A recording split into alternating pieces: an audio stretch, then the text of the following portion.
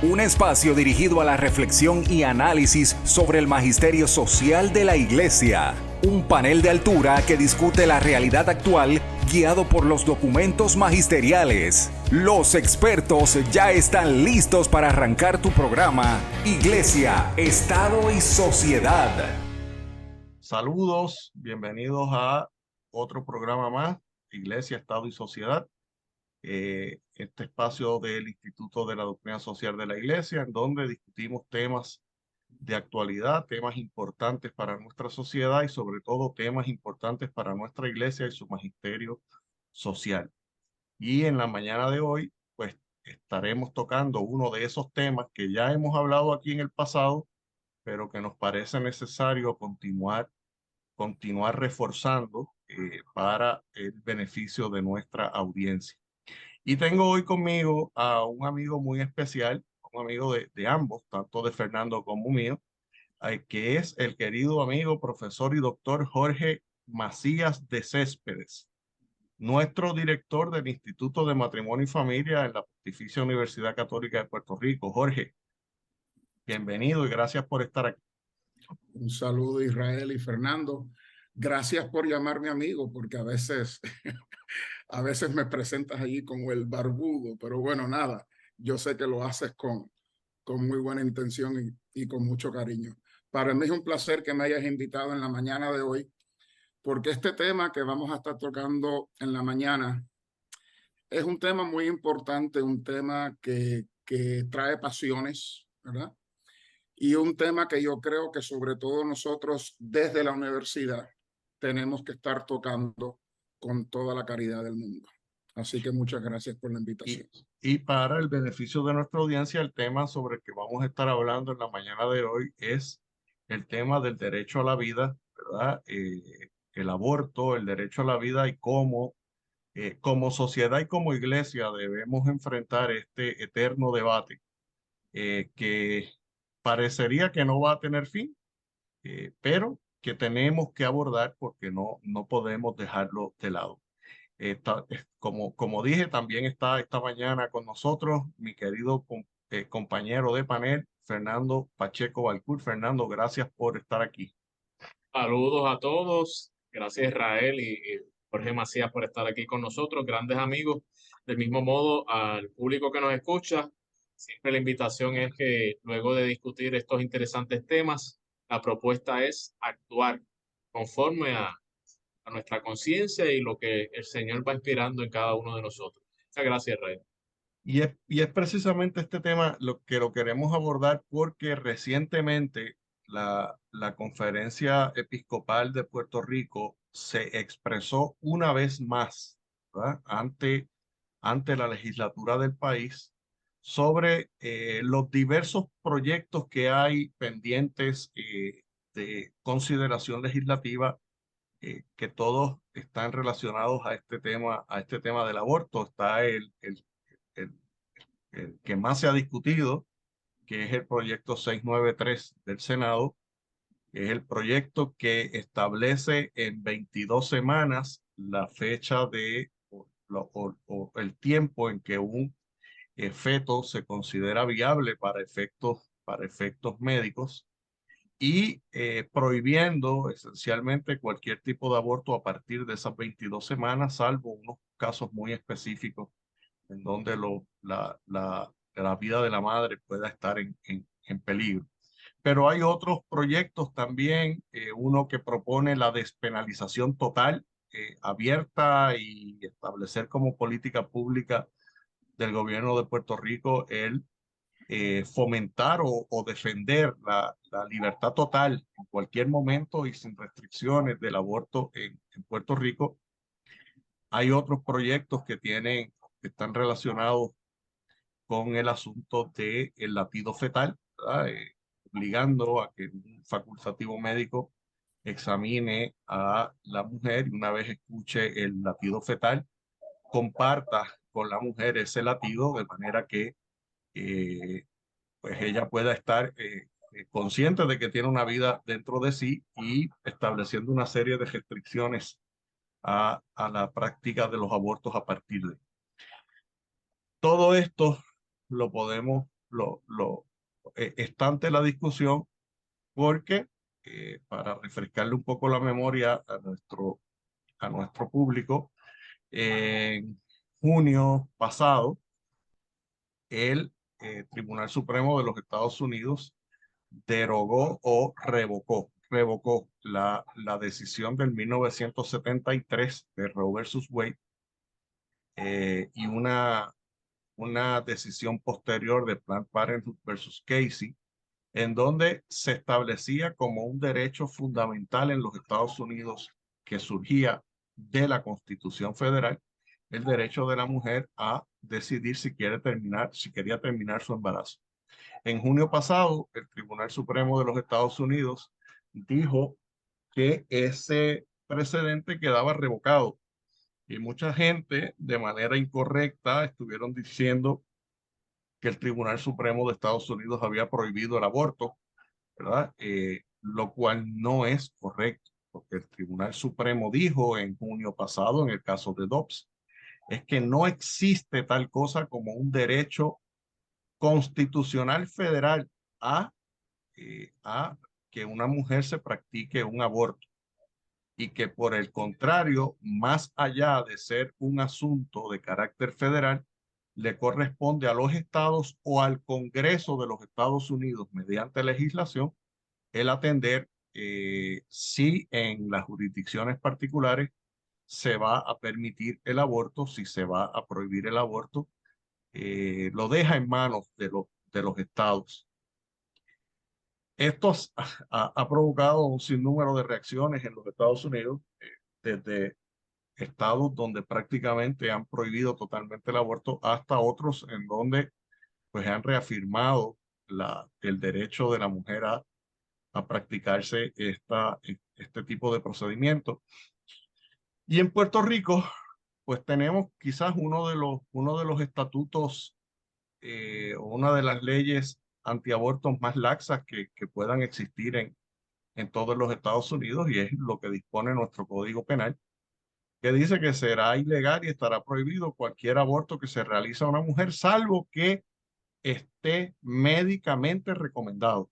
Y entendiéndose y habiéndose interpretado esa recomendación médica ampliamente, ¿verdad? Y dándole mucha deferencia al criterio médico. Así que esencialmente en Puerto Rico, después que un médico diga que se justifica realizar un aborto, esencialmente se puede realizar. Y esa es nuestra realidad hoy. Lo era antes de que el caso de Dobbs se revocara Roe versus Wade, lo es hoy luego del caso de Dobbs, porque nuestra ley no ha cambiado. Entonces, el problema que tenemos con el asunto de esta discusión del aborto es que nos vamos a los extremos, ¿verdad?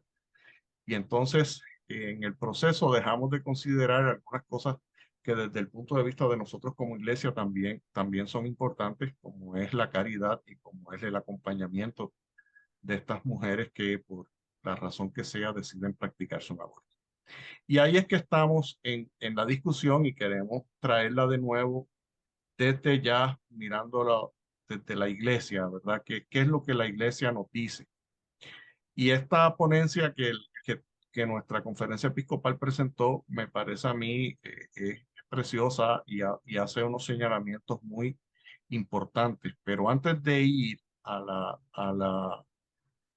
lo que dice la conferencia episcopal, me gustaría, Jorge, que nos deje un marco de, ¿verdad? Un marco de referencia de qué es lo que la iglesia dice sobre el derecho a la vida y sobre el aborto. Bien, yo quisiera comenzar mencionando algo del documento que vamos a ver un poquito después. Y en el documento, al final del documento, quiero citar algo que yo creo que es sumamente importante para este diálogo o esta discusión o el debate, como lo queramos llamar. Y al final dice, por último, nos reiteramos en nuestro llamado a la serenidad y al respeto mutuo en el debate. evitando lenguaje ofensivo y descalificador que levanta muros en vez de tender puentes para la colaboración en el servicio de la vida y la promoción de la paz social, tan necesarias si queremos una sociedad guiada por los valores de la fraternidad y la solidaridad.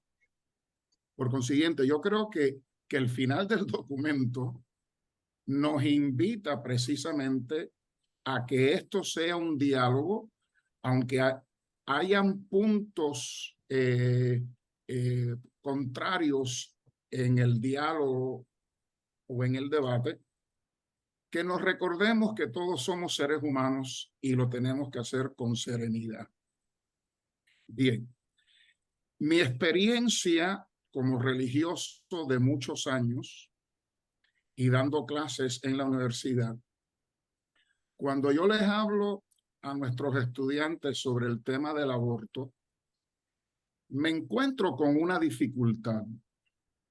Y es que el tema del aborto, si lo vemos desde el punto de vista del cristiano, del cristianismo, de la teología, de la fe, ya va a traer un muro psicológico a muchísima gente en la sociedad y en esta discusión, porque van a decir, bueno, ustedes están hablando de eso desde un punto de vista religioso y esto es un punto de vista jurídico.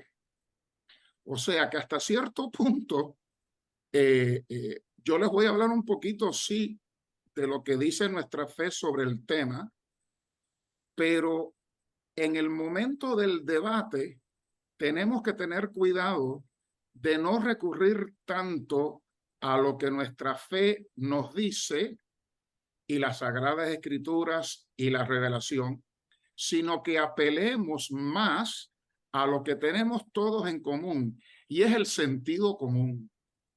O sea, esto es un asunto no de religiones, no de religiosos, sino es un asunto humano y de sentido común que la misma carta va a hacer referencia.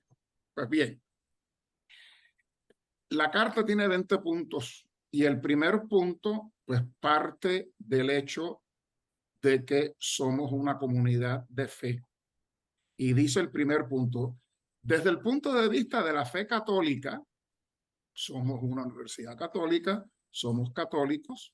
Desde el punto de vista nuestro, la protección de la vida humana parte de unos principios fundamentales que se remontan al misterio mismo de la creación, del cual Dios es el autor de toda vida, incluyendo y especialmente la vida humana.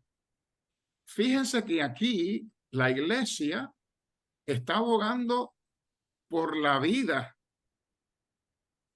¿Y por qué hago esta distinción?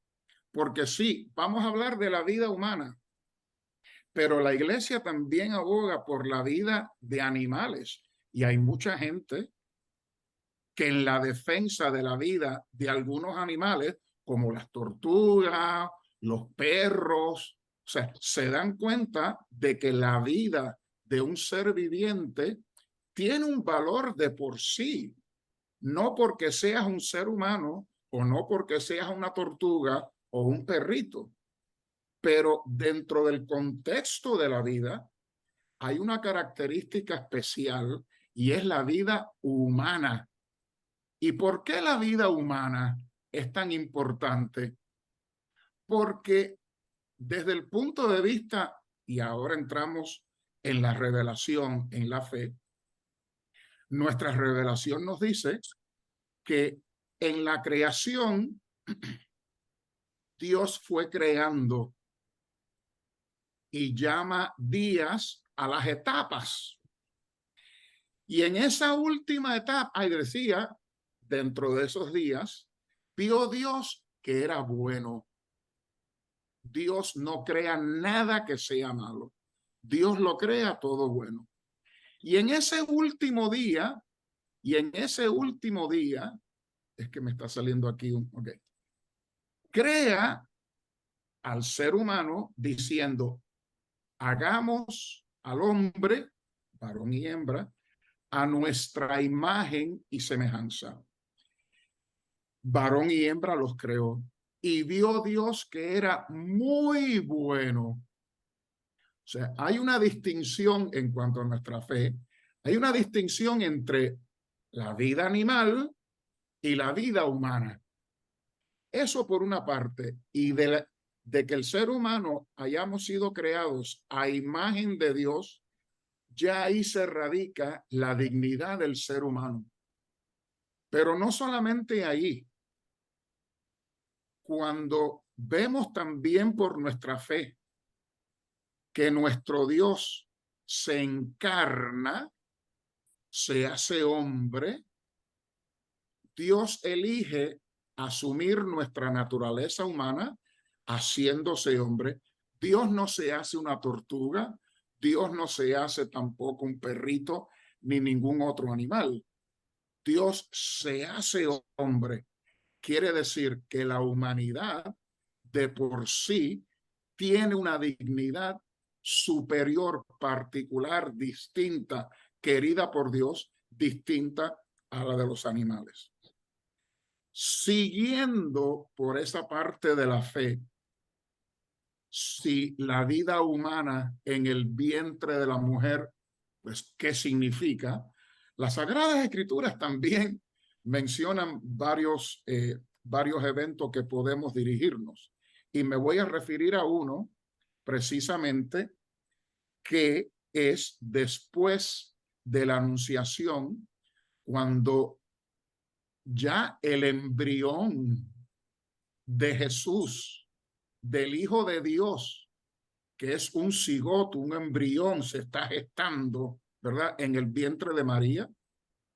Cuando María va a visitar en el 6º mes del embarazo a su prima Isabel, que era la madre de Juan el Bautista, el encuentro entre las dos, que está en el Evangelio de Lucas, encontramos que en un momento dado, Isabel dice que a la llegada de María, el niño en su vientre saltó de alegría ante la presencia de la criatura que había en el vientre de María, que no era otra persona, sino el Dios mismo hecho carne, hecho hombre.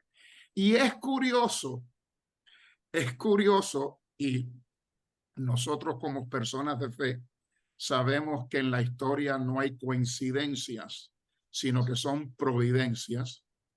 Es curioso que cuando el Tribunal Supremo de los Estados Unidos, como estabas mencionando ahorita, dictaminó lo de Roe versus Wade, que como muy bien dices, no eliminó el aborto, sino que simplemente dice que no es un derecho humano. ¿En qué fecha fue? En el 24 de junio, que es la fecha cuando la iglesia celebra, ¿ok?, el nacimiento de Juan el Bautista. Pero vuelvo y digo, aunque son elementos teológicos, aunque son elementos de fe, ¿ok?, que para nosotros los creyentes, que yo me atrevo a decir que en Puerto Rico somos la mayoría, ¿ok?, no podemos olvidar que lamentablemente cuando hablamos del tema del aborto, que sí, que no, etcétera, etcétera, lamentablemente tenemos que poner a un lado nuestros principios de fe, porque no todo el mundo cree. Y sin embargo, son leyes y son situaciones que afectan a todo el mundo. Así es. No sé si tienes alguna pregunta, o tú o Fernando, sobre lo que he dicho, pero básicamente, si me preguntas cuál es el principio teológico del por qué la iglesia está en contra del aborto, que es la destrucción, es darle muerte a un ser humano. No es un bebé, no es un niño, Yo sé que no es un bebé ni es un niño, es un ser humano, es vida humana y la vida humana tiene varias etapas a lo largo de la vida. Yo, que ya tengo una barba blanca, ustedes se pueden imaginar que ya yo he pasado varias etapas de la vida del ser humano. Pero ¿dónde fue que empecé? En la primera etapa, que es la concepción. ¿Y cuál va a ser mi última etapa? Pues cuando el Señor me llame a la gloria, ¿verdad? Entonces, sí, no es un bebé, no es un niño, no, todavía no lo es, pero es una vida humana, es un ser humano. Y ustedes los abogados y las leyes dirán que si es persona, que si no es persona, y ya la ley allí pues dirá, bueno, pues no es persona hasta que le cortan el cordón umbilical y razones tendrán. Bien, pero desde el punto de vista de la lógica, del sentido común, que es lo que yo trato de apelar en estos momentos, ¿qué es lo que hay en el vientre de esa mujer embarazada? Hay una vida humana. No es una tortuga, ni es un carey, ni es un perrito, ni son pajaritos. No, no. Es un ser humano que ya ha comenzado a vivir y está en gestación, esperando el momento indicado luego de las etapas para nacer. Tenemos que ir a la pausa, pero al regreso quiero continuar esta conversación y sé que Fernando nos comentaba antes de comenzar el programa que él interesaba, ¿verdad? Discutir un punto muy particular sobre qué es lo que nosotros como cristianos debemos hacer en este debate, ¿verdad? Y en esta eterna lucha. Así que al regreso de la pausa, continuamos nuestra conversación con el doctor Jorge Macías. No se retiren, que en breve regresamos. Iglesia, Estado y Sociedad. Saludos, bienvenidos al segundo segmento de Iglesia, Estado y Sociedad, en donde estamos hoy conversando con el doctor Jorge Macías sobre el tema del derecho a la vida, sobre el tema del aborto, ¿verdad? Ya no visto tanto desde el punto de vista legal, sino dándole un poco de matiz, de sentido común y un poco de el matiz de el cristiano, ¿verdad? Y a qué es que nos enfrentamos y cómo debemos abordar este problema que, pues, que tanta discusión trae y que tantas pasiones levanta. Fernando, sé que tienes unos puntos que quieres discutir, así que adelante. Claro que sí, gracias Israel. Bueno, hace un tiempo atrás, el Papa mencionaba en entrevistas que siempre le hacen referente a este tema tan importante y que levanta pasiones, ¿no? Muchos debates, muchas discusiones, a veces se diluye el tema principal, que es la defensa de la vida, de la dignidad del ser humano. Entonces, en cuanto a ese particular, él le mencionaba a los periodistas, pues que el aborto, pues, era terminar con esa vida, era un homicidio, era terminar con esa vida. Pero analizándolo desde varios puntos de vista, y he tenido la oportunidad, a manera de testimonio, de conocer personas que estuvieron a punto de abortar, donde yo personalmente, pues, traté de aconsejar a la persona, motivarla. Gracias al Señor, años más tarde, ya pues tiene una familia estable, tuvo la criatura, tuvo el bebé, está muy feliz. Y en cuanto a ese particular, yo lo que me pregunto es, ¿estamos fomentando una cultura de la vida? ¿Estamos apoyando la cultura de la vida? ¿Estamos dándole ese círculo de apoyo a todas estas familias, a todas estas mujeres que tal vez sienten confundidas, ansiosas ante la inesperada llegada de este embarazo? Porque es una realidad en muchas ocasiones, pues este embarazo pues se tiene en las situaciones menos esperadas y causa muchos traumas a estas mujeres.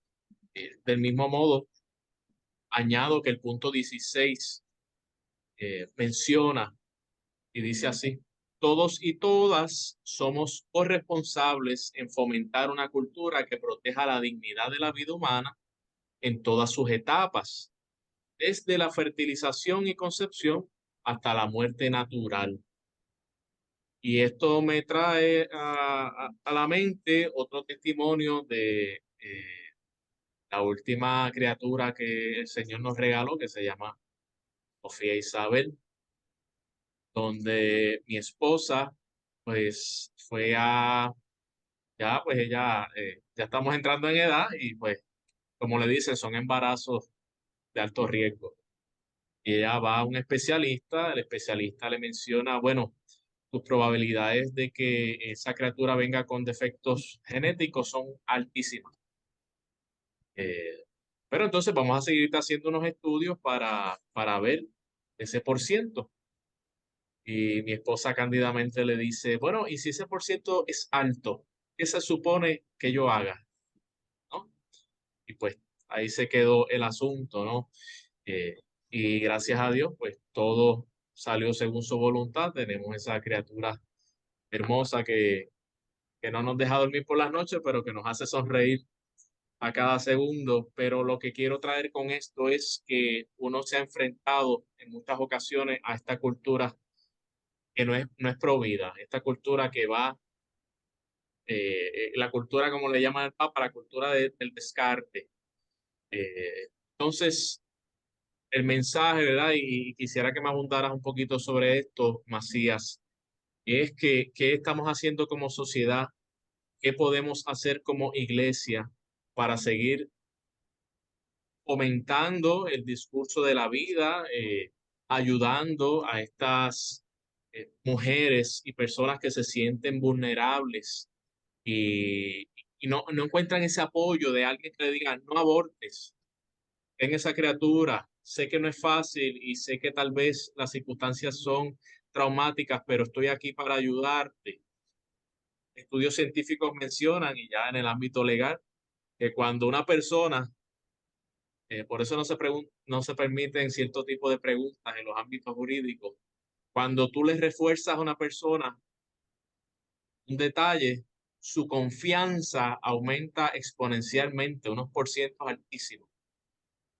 Entonces, a lo que yo voy es, si cambiamos un poquito el discurso de fomentar la vida, de fomentar lo grandioso que es el uno tener una criatura, ¿verdad? Que el Señor te regala, o si no estamos preparados, pues buscar las ayudas necesarias para canalizar que esa criatura pueda seguir su rumbo de vida, tal vez con la adopción o otras alternativas.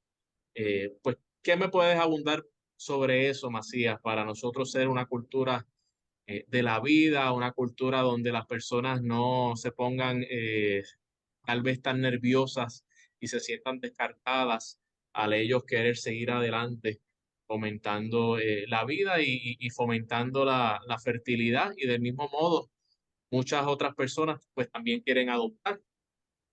Entonces, se da todo este entramado y quisiera que con todo el conocimiento que tú tienes, ¿verdad?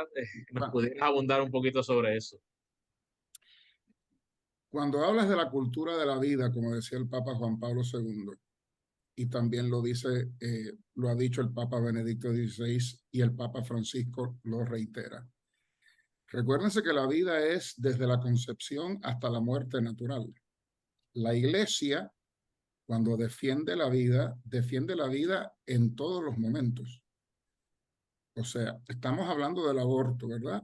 Pero la Iglesia también defiende que los niños nazcan en un ambiente seguro, que los niños sean educados, que la situación social de las familias estén buenas, que haya seguridad, ¿verdad? O sea que también el derecho a la vida también incluye cuando vemos el tema también de la pena de muerte, ¿verdad? Que ahora mismo en la Florida, los otros días que estaban ya sentenciando al muchacho este que mató a los jóvenes en Parkland, ¿verdad? Que curiosamente en el estado de la Florida, que está permitido la pena de muerte, el jurado no lo sentenció a la pena capital, sino cadena perpetua sin derecho al parole. O sea que la vida no es solamente aborto sí, aborto no, sino es garantizar una vida digna a lo largo de la vida del ser humano. No podemos olvidar que el aborto es un negocio. Hay muchos millones de dólares envueltos en el aborto.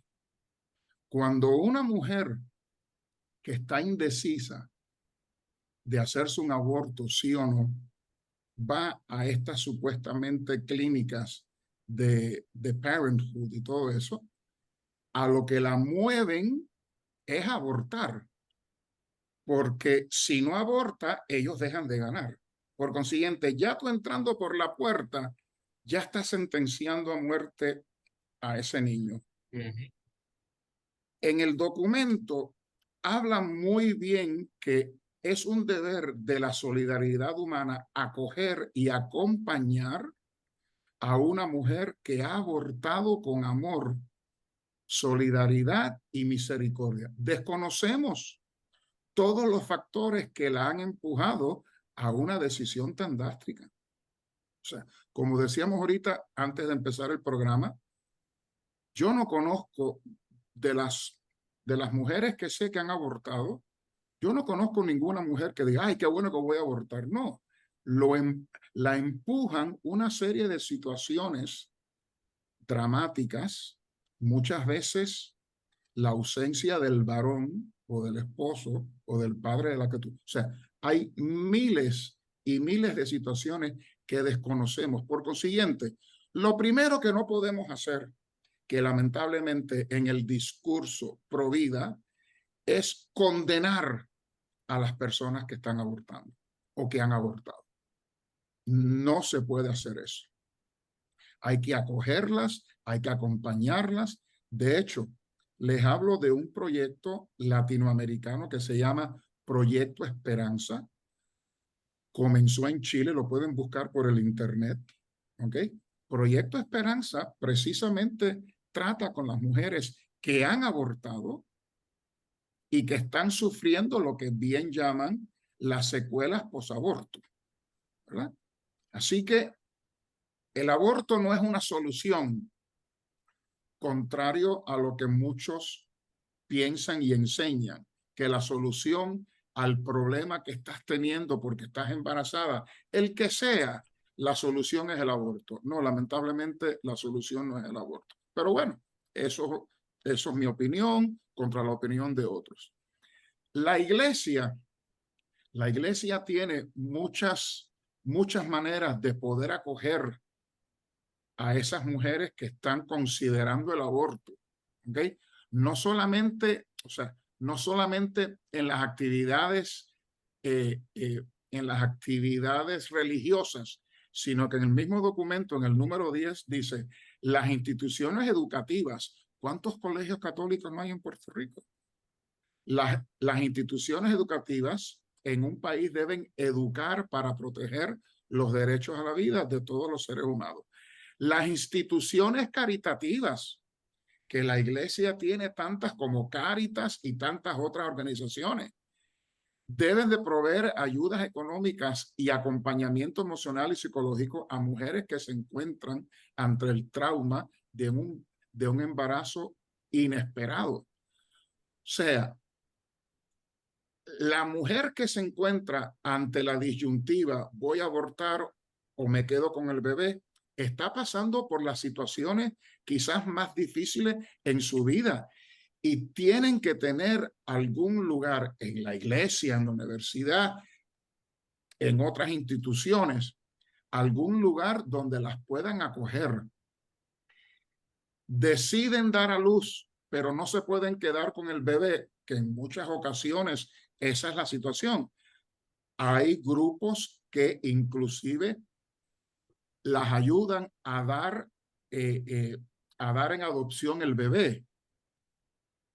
Yo sé que en Puerto Rico hay por lo menos una o dos organizaciones, no sé el nombre ahora, en donde muchachas que están embarazadas las acogen en centros durante el periodo del embarazo hasta que puedan parir, y después del parto, que es cuando verdaderamente comienzan esos problemas por los cuales no querían pasar, las acogen también, les dan ayudas también económicas, ¿verdad? Entonces, o sea, la iglesia no se puede simplemente decir, yo me desentiendo simplemente diciendo, bueno, pues hay que defender la vida y se acabó. No, la iglesia también tiene que proveer dentro de los medios posibles, proveer esos lugares donde las muchachas puedan salvarle la vida al niño que están gestando.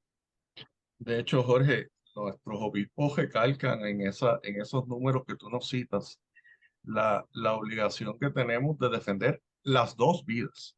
Las dos vidas. Y muchas veces tratando de proteger, como tú muy bien dijiste, tratando de proteger y defender la dignidad del niño no nacido, mancillamos gravemente la dignidad de la madre gestante, ¿verdad? Que tiene todo este, todo este caudal de problemas quizás encima, y que no ha tenido ni tiene una mano amiga que la pueda dirigir, que la pueda ayudar, que se pueda sentir, ¿verdad?, apoyada. Y los obispos de Puerto Rico son muy incisivos en ese punto en la ponencia que presentaron ante la legislatura, ¿verdad?, de la obligación que tenemos, no solamente nosotros como iglesia, la sociedad en general, pero nosotros como iglesia tenemos que dar ese ejemplo y tenemos que estar disponibles. Yo siempre he dicho que el asunto del aborto no es una cuestión legal, ¿verdad? Es una cuestión de convencer. Yo no tengo que cambiar la ley, yo tengo que convencer y cambiar los corazones. Claro. Porque si yo no cambio los corazones, mañana podremos prohibir el aborto, y la persona que está decidida y que piensa que esa es la salida va a buscar la forma de abortar de manera ilegal, ¿verdad? Así que pues tenemos que ser bien cuidadosos ¿verdad?, con esta discusión, y sobre todo en la manera en que acogemos a las personas que lamentablemente han tenido que pasar por la experiencia de tomar la decisión de terminar un embarazo. ¿Verdad? Creo que eso es muy importante. Ibas a decirme algo, Jorge. Yo no sé cuánto tiempo nos queda, Que, pero que nos quedan 5 minutos todavía, así que adelante. yo quisiera tocar el número 17, porque una de las cosas que con fuerza muchas mujeres, ¿verdad?, defienden, y otras personas, también los hombres, ¿verdad?, que esto es mi cuerpo y yo hago con mi cuerpo lo que a mí me da la gana.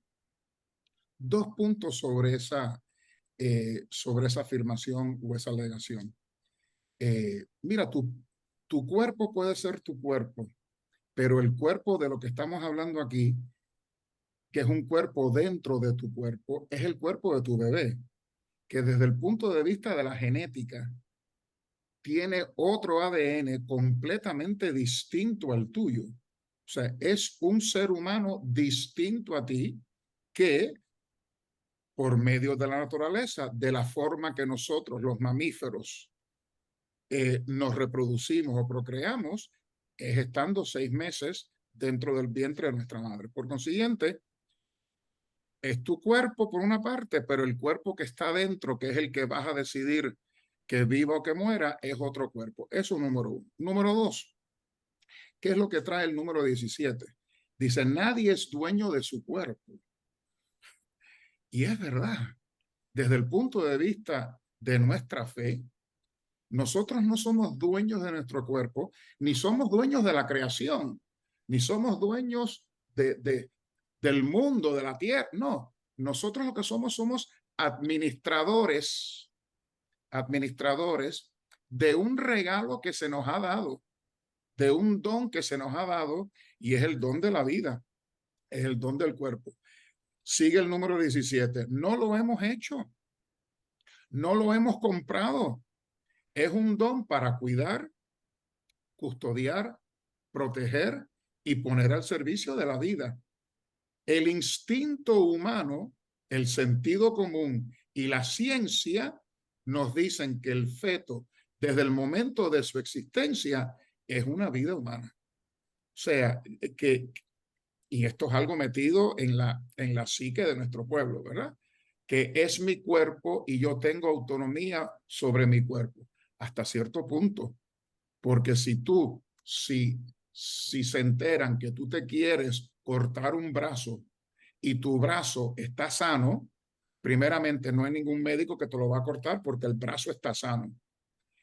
Y si te ven cogiendo un machete para cortarte el brazo, te agarran y te mandan donde un psiquiatra, un psicólogo, porque, pero es mi brazo. Óyeme, pero es que el instinto humano, el sentido común, dice que sí, pero o sea, el derecho a tú hacer con tu cuerpo lo que tú desees tiene un límite. Y recalco nuevamente, de lo que estamos hablando no es de tu cuerpo, sino del cuerpo que está gestándose dentro de tu cuerpo. Ciertamente la autonomía personal no es absoluta, ¿verdad? Ok. Si mañana yo en el ejercicio de mi autonomía personal decido que quiero comenzar a practicar el canibalismo, igualmente me van a meter preso por más que yo diga que tengo derecho a decidir qué me quiero comer. Así que estoy totalmente de acuerdo contigo en que sí es cierto que todos tenemos cierta autonomía sobre nuestros cuerpos, pero cuando ya estamos chocando con la autonomía y el derecho de otra tercera persona, pues estamos hablando ya de unos límites, de unas limitaciones a esa autonomía personal. Fernando, ¿quieres decir algo en los minutos que nos quedan? Bueno, nada, otra anécdota sobre este tema, y es que enfatizando en el llamado de acoger, ¿verdad? A estas personas y estas mujeres que tienen estas dudas y estos traumas, nuestro llamado es acogerlas. Hace un tiempo atrás vino una estudiante que me empezó a hablar de este tema y yo pues respiré profundo porque ella estaba muy agitada, ya tiene su postura, pero yo le doy gracias a Dios que dentro de todo el proceso que uno va pasando y madurando en la vida y el Señor va iluminando a uno, pues me dediqué a escucharla. Yo digo, hace muchos años atrás, tal vez mi actitud hubiese sido otra, pero me dediqué a escucharla. Yo dije, Señor, ayúdame, la voy a escuchar con amor, me siento incómodo, pero voy a escucharla con amor, voy a sonreírle, voy a darle algún consejo sin entrar en ninguna fogosidad. Y me parece, ¿verdad?, que ese es el llamado dentro de todas las cosas a los cristianos y a los no cristianos, a nosotros siempre en la diferencia, escuchar la versión del otro, que siempre esa versión algo de cierto tiene.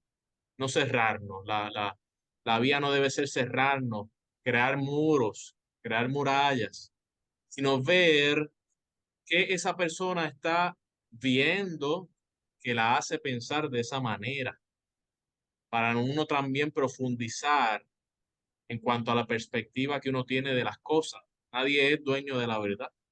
Y ya concluyendo, me gustaría, siempre lo tengo aquí presente, algo breve de Amor y Leticia, que habla del encuentro, que dice, para disponerse a un verdadero encuentro con el otro se requiere una mirada amable puesta en él.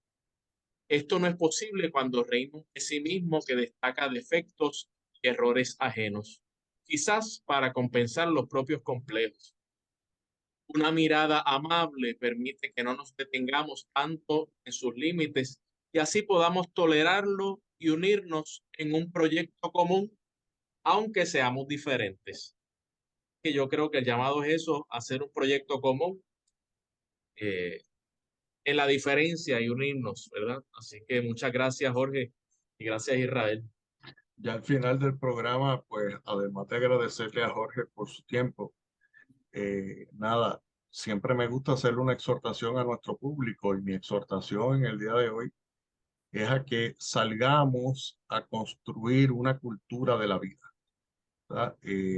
no hay nada que convenza más que el ejemplo. Así que salgamos y construyamos esa cultura de la vida, preocupándonos y ocupándonos de esas personas vulnerables, de esas mujeres vulnerables que en algún momento de su vida se enfrentan a esta terrible decisión de escoger entre dejar vivir a su hijo o terminar el embarazo para poder resolver algún problema, alguna situación, alguna crisis particular. Así que seamos constructores de la vida, seamos esa mano amiga que está allí y hagamos la diferencia por nuestro país. Sin más, despido el programa y los esperamos la próxima semana en otra edición más de Iglesia, Estado y Sociedad. Iglesia, Estado y Sociedad es una producción del Instituto de Doctrina Social de la Iglesia de la Pontificia Universidad Católica de Puerto Rico. Tienes una cita la próxima semana a esta misma hora, porque el análisis y la reflexión continúan. Iglesia, Estado y Sociedad, una producción de la Pontificia Universidad Católica de Puerto Rico.